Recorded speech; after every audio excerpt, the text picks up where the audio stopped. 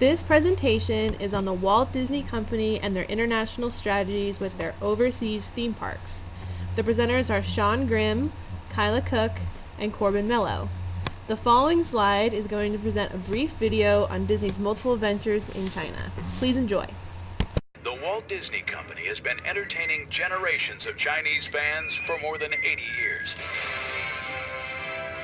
But in some ways, we are just beginning. Perhaps nowhere is the company's expansion in China more noticeable than in our parks and resorts business. Work is well underway on our expansion project at Hong Kong Disneyland, Hong Kong's premier family tourist destination. Guests will get to enjoy 3 brand new areas. The first, Toy Story Land, opens later this year and will allow guests to interact with their favorite characters from the immensely popular Toy Story films. And we recently broke ground on the Shanghai Disney Resort, scheduled to open in 5 years. The new resort will include a Magic Kingdom-style theme park, a dining and shopping district, and 2 hotels that will be authentically Disney and distinctly Chinese. One of Disney's most popular attractions, It's a Small World, connects with guests everywhere. It represents a world where people are linked together irrespective of cultural differences.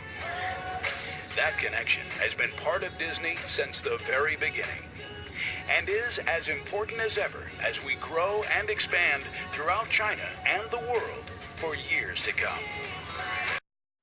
When most people think about Disney, they think of fairy tales, and large parks with hotels, and of course the infamous Mickey Mouse. Yet some fail to realize how influential Disney has been over the last century.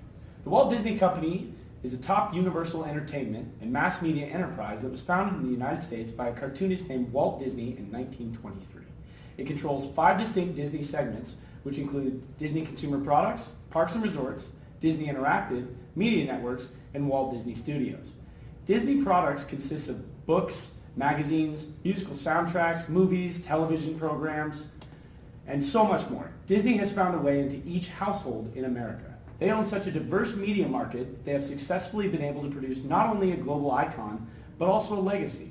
Disney has marketed their brand so well that they have, in fact, a huge advantage against their competitors because of how well known and how influential they've been over the years.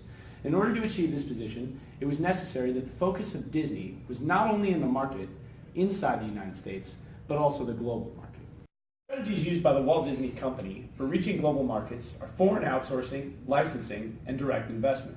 Disney originally adopted the strategy of foreign outsourcing to reduce the cost of production. The main factories are located in Asian countries, especially in China, and then have their products distributed to all the other stores.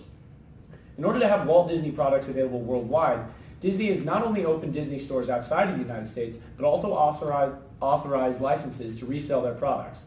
This approach is very beneficial for the company, in view of low need of investment or no investment sometimes. As said before, Disney also opened Disney stores around the world, as well as amusement parks and resorts. This type of strategy is called direct investment. This represents a high-cost investment for the company, however their control over how their business operates is maximized. As of today, Walt Disney Company has direct investment stores in 5 different countries and amusement parks and resorts in the United States, France, Tokyo, Hong Kong, and one upcoming in Shanghai. Presentation, we're actually going to focus on how Disney Parks has had to change their international strategy for Shanghai Disney that comes June 2016. So they currently have Paris Disney and Hong Kong Disney as theme parks, and both of them had major failings in terms of adapting to local culture. For instance, in Hong Kong, they have a Haunted Mansion attraction, which is the same one that we have in the United States at Disney California. And in Hong Kong, and Chinese culture in general, they believe that ghosts are actually evil, and they're highly superstitious, and people boycotted the attraction and the whole theme park because they thought it was literally haunted. So Disney had to completely take out the attraction in order to get people to come back. And then they've also had to restructure basically how visitors enter the parks. In the United States, they have one big main street where visitors come and they can go see attractions on the left and attractions on the right. But in Asia and Europe, they wanted to have local guests be able to come in and do performances. And if there's permanent attractions on both sides of this main street, they don't get that. And so Disney had to completely restructure those parks as well. Disney invests in a new venture that's international. It's important to consider where to locate the new venture. So, for instance, Disney decided in 1992 to open a theme park in Paris, France. They assumed that because Paris it's a high volume city with a bunch of neighboring countries with a lot of tourism on its own, that it would have a high volume theme park. And it was anticipated to be one of their biggest ventures to date. And it actually ended up being one of their biggest failures. And part of that was because they didn't research into the economy of Paris at the time. So middle class is the most popular demographic that goes and visits these parks, and they were doing very poor at the time, and they didn't have any expendable income to go to theme parks. And that really hurt Disney as far as numbers of visitors that they got annually. Another thing that they did that was a complete failure was they did not adapt to local culture. So for instance, they did not allow alcoholic beverages on the premise. Bring in alcoholic beverages to the theme park, nor were you allowed to purchase any alcohol in the theme park at any of the restaurants. And that was considered very insulting to people of Paris, and basically most Europeans find alcoholic beverages to be part of their social life.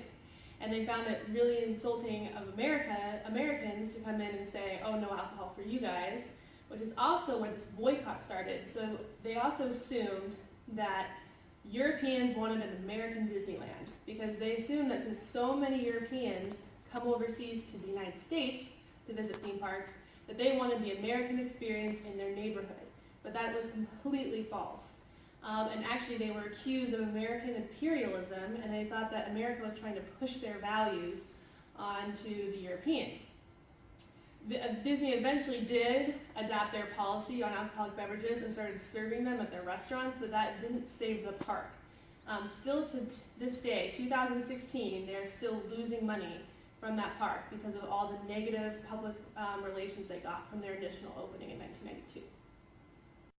Disney opens this year, and they've had to completely re-strategize in terms of how they're going to make this park successful compared to Hong Kong Disney and Paris Disney.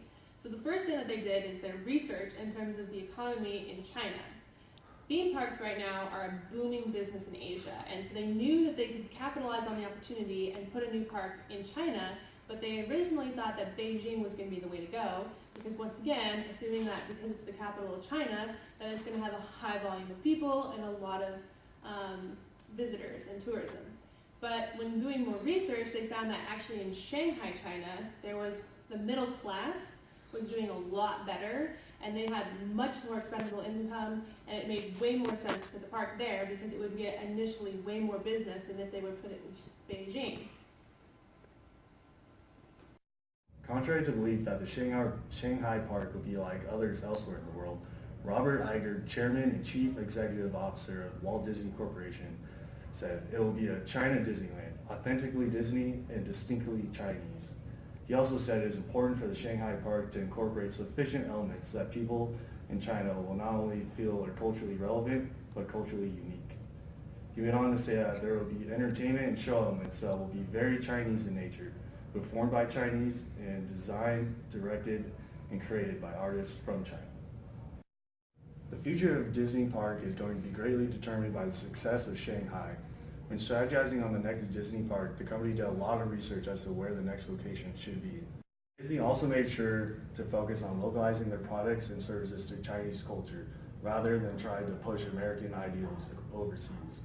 If Shanghai is successful, given their new strategies, then Disney will have a great opportunity for putting up more parks globally, which would increase the market share that the sector of their business.